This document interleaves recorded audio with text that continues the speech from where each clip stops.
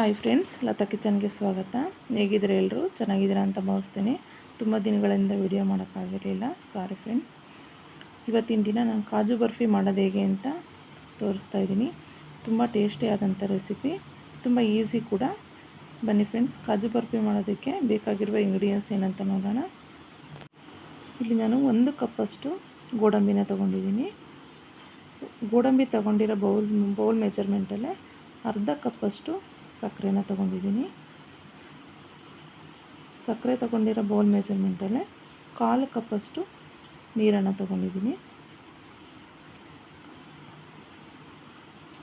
ಹಾಗೆಯೇ ನಾನಿಲ್ಲಿ 2 ಟೀ ಸ್ಪೂನಷ್ಟು ತುಪ್ಪನ ತೊಗೊಂಡಿದ್ದೀನಿ.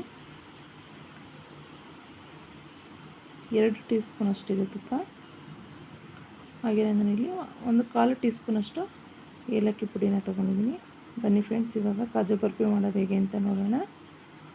ಇಲ್ಲಿ ನಾನು ಗೋಡಂಬಿ ಏನು ತೊಗೊಂಡಿದ್ದೆ ಅದನ್ನು ಪೌಡ್ರ್ ಮಾಡ್ಕೊತಾ ಇದ್ದೀನಿ. ಇಲ್ಲಿ ನಾವು ಆಫ್ ಆನ್ ಮಾಡಿ ಪೌಡ್ರ್ ಮಾಡ್ಕೋಬೇಕು, ಇಲ್ಲಾಂದರೆ ಎಣ್ಣೆ ಬಿಟ್ಕೊಂಡು ಮತ್ತೆ ಅದು ನೈಸ್ ಆಗೋದಿಲ್ಲ, ತರಿ ಆಗಿಬಿಡುತ್ತೆ. ಇವಾಗ ನಾನಿಲ್ಲಿ ಒಂದು ಬಾಣಲಿನ ಇಟ್ಕೊಂಡಿದ್ದೀನಿ, ಸಕ್ಕರೆ ಕೂಡ ಹಾಕ್ಕೊಂಡಿದ್ದೀನಿ, 1/4 ಕಪ್ಪಷ್ಟು ನೀರು. ಇದು ಒಂದೆಳೆ ಪಾಕವನ್ನು ಮಾಡ್ಕೋಬೇಕು. ಒಂದೆಳೆ ಪಾಕ ಆದರೆ ಸಾಕಾಗುತ್ತೆ. ತುಂಬ ಈಸಿ ರೆಸಿಪಿ.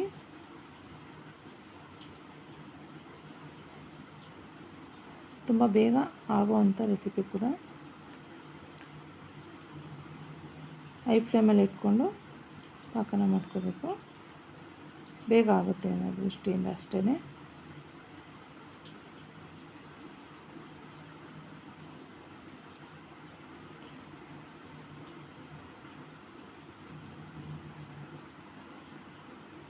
ಅವಾಗವಾಗ ಮಿಕ್ಸ್ ಮಾಡ್ಕೊತಾ ಇರಬೇಕು.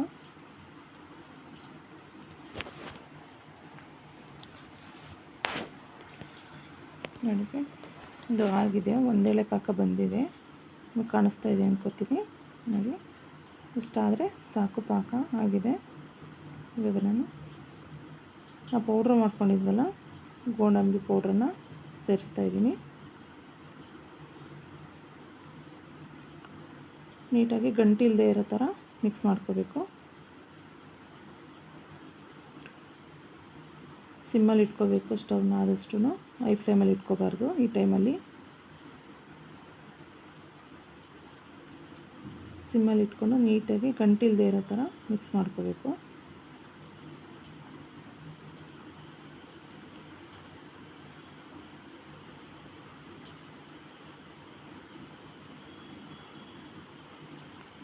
ಗಂಟು ಇರಬಾರ್ದು, ಆ ಥರ ಮಿಕ್ಸ್ ಮಾಡ್ಕೊಳ್ಳಿ.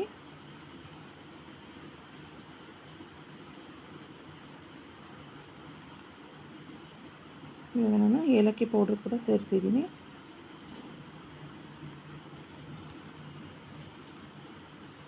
ಏಲಕ್ಕಿ ಪೌಡ್ರ್ ಹಾಕ್ಕೊಂಡು ನೀಟಾಗಿ ಮಿಕ್ಸ್ ಮಾಡಿಕೊಂಡು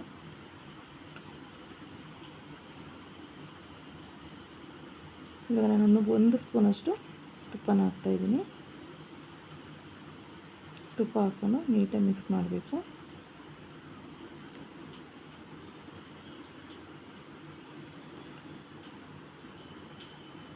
ಮಿಕ್ಸ್ ಮಾಡ್ತಾ ಇರಬೇಕು, ಇಲ್ಲಾಂದರೆ ತಲೆ ಎಳೆಯೋ ಚಾನ್ಸಸ್ ಇರುತ್ತೆ.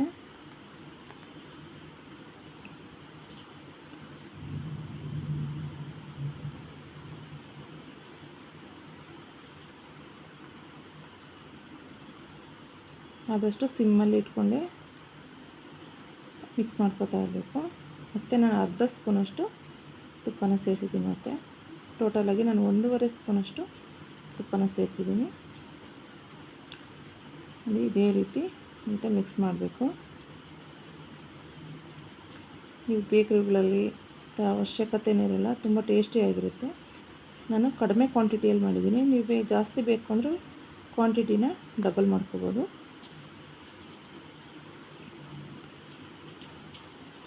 ತುಂಬ ಟೇಸ್ಟಿಯಾದಂಥ ರೆಸಿಪಿ, ತುಂಬ ಈಸಿ ಕೂಡ. ಖಂಡಿತವಾಗ್ಲೂ ನಿಮ್ಮ ಮನೆಯಲ್ಲಿ ಟ್ರೈ ಮಾಡಿ, ಹೇಗಿತ್ತು ಅಂತ ಕಮೆಂಟ್ ಮಾಡೋದು ಮರೆಯೋದು ಫ್ರೆಂಡ್ಸ್. ನೋಡಿ, ಇಷ್ಟೇ, ಆಲ್ಮೋಸ್ಟ್ ಇದು ರೆಡಿ ಆಯಿತು. ಇವಾಗ ನಾನು ಸ್ಟವ್ ಆಫ್ ಮಾಡ್ಕೊತಾ ಇದ್ದೀನಿ.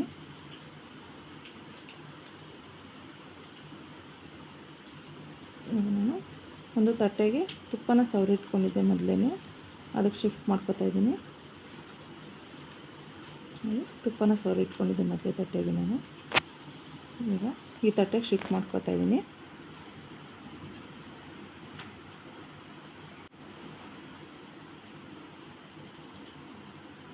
ಇವಾಗ ಇದು ತಣ್ಣಗಾಗೋದಕ್ಕೆ ಬಿಡಬೇಕು.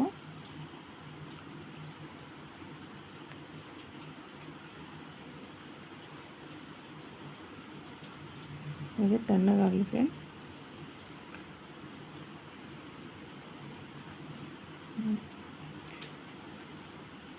ಸ್ಪೂನಲ್ಲಿ ಏನಿತ್ತು ಅದನ್ನು ಕೂಡ ಇದಕ್ಕೆ ಮಿಕ್ಸ್ ಮಾಡಿ ತಣ್ಣಗಾಗೋದಕ್ಕೆ ಬಿಡೋಣ.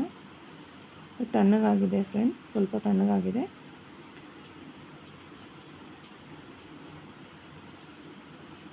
ಇವಾಗ ನಾವಿಲ್ಲಿ ಒಂದು ಬಟರ್ ಪೇಪರು ಇಲ್ಲಾಂದರೆ ಆಯಿಲ್ ಕವರ್ ಇರುತ್ತಲ್ಲ ಅದಕ್ಕಾದ್ರೂ ಶಿಫ್ಟ್ ಮಾಡ್ಕೊಳ್ಳೋಣ. ನನಗೆ ಬಟರ್ ಪೇಪರ್ ಇತ್ತು ಅಂದರೆ ಅದ್ರ ಮೇಲೆ ಕೂಡ ಹಾಕ್ಕೋಬೋದು. ಇದನ್ನು ಚೆನ್ನಾಗಿ ನಾದ್ಕೋಬೇಕು. ಬಟರ್ ಪೇಪರ್ ಇದ್ದರೆ ಯೂಸ್ ಮಾಡಿ, ಇಲ್ಲ ಅಂತಂದರೆ ಈ ಥರ ಆಯಿಲ್ ಕವರ್ ಇರುತ್ತಲ್ಲ ಅದನ್ನು ತೊಗೊಂಡು ಯೂಸ್ ಮಾಡ್ಕೋಬೋದು. ನೋಡಿ ಈ ಥರ ಚೆನ್ನಾಗಿ ನಾದ್ಕೋಬೇಕು. ಸಾಫ್ಟ್ ಆಗಬೇಕಿದು.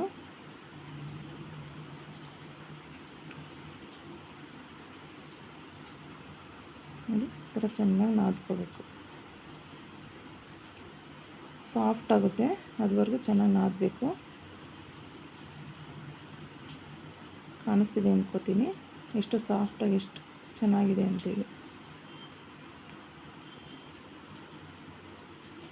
ನೋಡಿ ಈ ಥರ ನೈಸಾಗಿ ಬರಬೇಕು, ಅದುವರೆಗೂ ನಾದ್ಕೋಬೇಕು.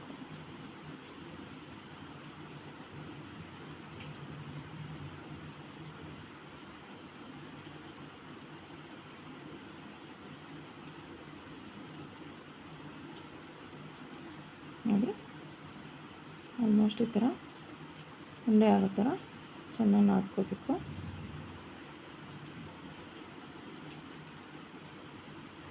ತುಂಬ ಬಿಸಿನೂ ಇರಬಾರ್ದು, ತುಂಬ ತಣ್ಣಗೂ ಆಗಬಾರ್ದು. ನೋಡಿ ಈ ಥರ ಉಂಡೆ ಮಾಡೋದು ಬರಬೇಕು.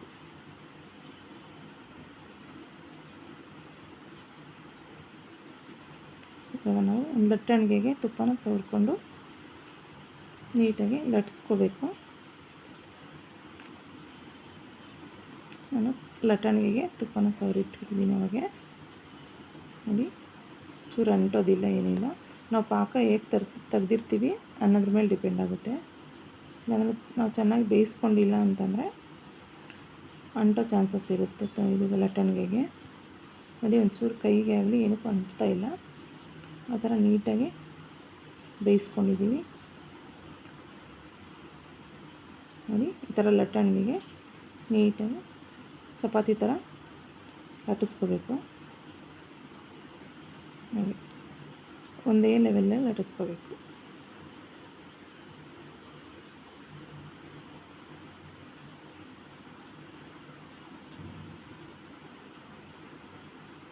ನೋಡಿ ಇಷ್ಟೇ.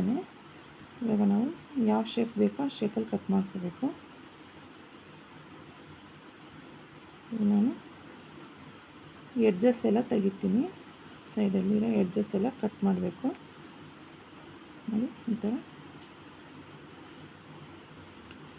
ಎಡ್ಜಸ್ ಎಲ್ಲ ಕಟ್ ಮಾಡಿ ತೆಗೆದುಬಿಟ್ಟು ಆಮೇಲೆ ನಮ್ಗೆ ಯಾವ ಶೇಪ್ ಬೇಕೋ ಆ ಶೇಪಲ್ಲಿ ಕಟ್ ಮಾಡ್ಕೋಬೋದು.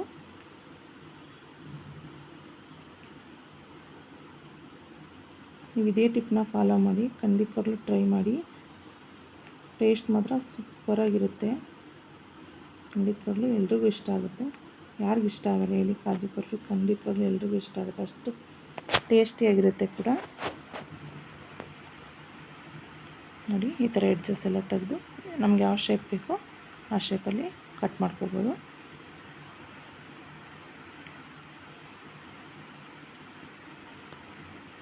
ತುಂಬ ಈಸಿ ರೆಸಿಪಿ ಕೂಡ, ಖಂಡಿತವಾಗ್ಲೂ ಟ್ರೈ ಮಾಡಿ ಫ್ರೆಂಡ್ಸ್.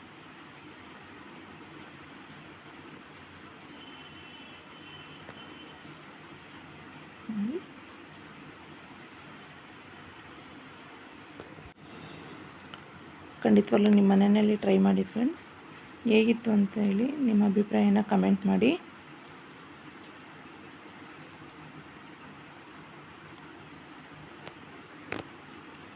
ನಿಮಗೆ ಇಷ್ಟೇನೆ ಫ್ರೆಂಡ್ಸ್. ನಿಮ್ಗೆ ಯಾವ ಶೇಪಲ್ಲಿ ಬೇಕೋ ಆ ಶೇಪಲ್ಲಿ ಕಟ್ ಮಾಡ್ಕೋಬೋದು.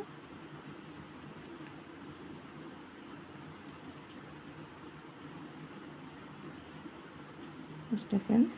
ನೋಡಿ, ಕಟ್ಟಾಗೋದಿಲ್ಲ, ಏನಿಲ್ಲ, ಎಷ್ಟು ಈಸಿಯಾಗಿ ಬರುತ್ತೆ ಅಂದರೆ ನೀವೇ ನೋಡ್ಬೋದು. ನೋಡಿ, ಅಂಥದ್ದು ಆಲ್ರೆಡಿ ಒಂದು ಪ್ಲೇಟಿಗೆ ಜೋಡಿಸಿದ್ದೀನಿ.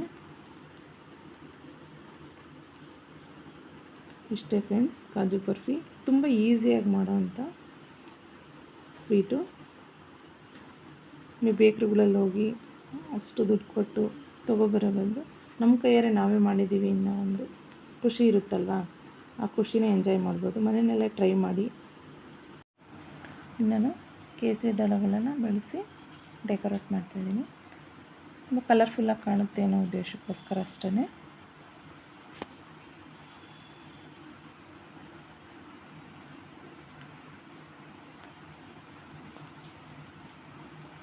ಯಾರೆಲ್ಲ ಹೊಸಬ್ರು ನನ್ನ ಚಾನಲ್ನ ನೋಡ್ತಾ ಇದ್ದೀರಾ, ಪ್ಲೀಸ್ ನನ್ನ ಚಾನಲ್ಗೆ ಸಬ್ಸ್ಕ್ರೈಬ್ ಆಗಿ.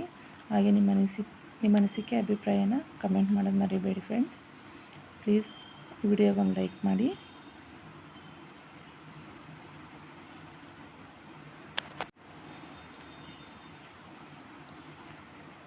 ಅಷ್ಟೇ ಫ್ರೆಂಡ್ಸ್, ಕಾಜು ಬರ್ಫಿ ರೆಡಿ.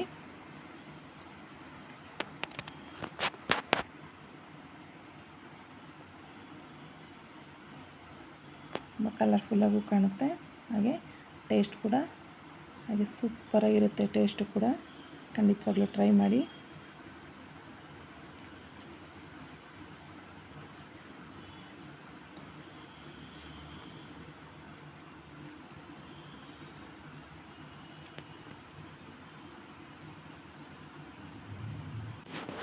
ಇಷ್ಟೇ ಫ್ರೆಂಡ್ಸ್, ಈ video kaju barfi ready.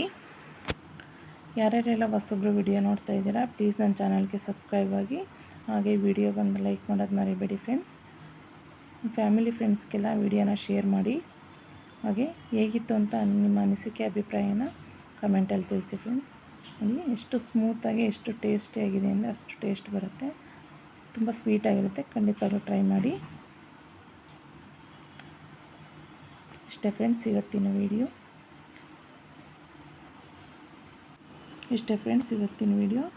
Thank you for watching.